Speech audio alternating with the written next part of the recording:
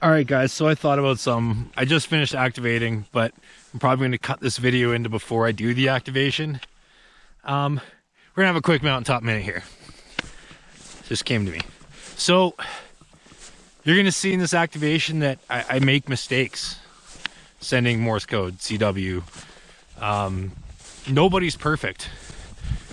And it's amateur radio. Everyone's got to remember that. So, if you're new to amateur radio, new to Summits on the Air, Parks on the Air, and you want to do Morse code and you want to activate via CW, don't worry about how much you screw up. I screw up all the time. Look into classes. Myself personally, I'm a member of the Cwops.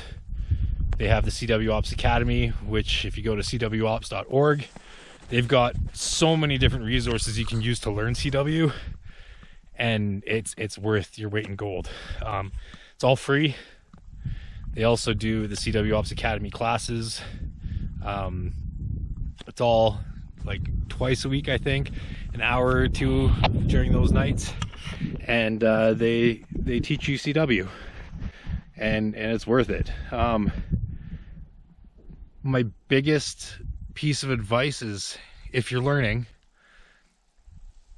turn the character speed up to the point where you can't hear the dits and daws, because then you can't count them, and then you learn what the sound is for the entire letter, character, whatever. As long as you're not counting the dits and daws, you're going to be good. As soon as you start counting them, it's going to set you back. For like inspiration, motivation kind of stuff, the things that got me were watching guys do Summits on the Air and Parks on the Air via CW. So give a shout out to Red Summit RF, Charlie.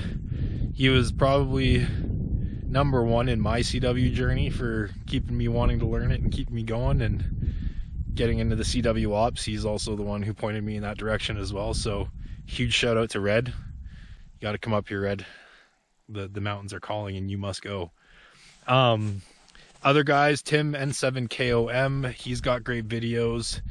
Guys you could just reach out to that are really good with CW. Daryl, Whiskey 7 Delta. Josh, Whiskey 7, oh Jesus, I forgot Josh's call. I'll put it up here somewhere. He just called me too. My brain's scrambled right now. Doing intermittent fasting. Haven't ate anything today during the climb and everything, so brain's starting to go.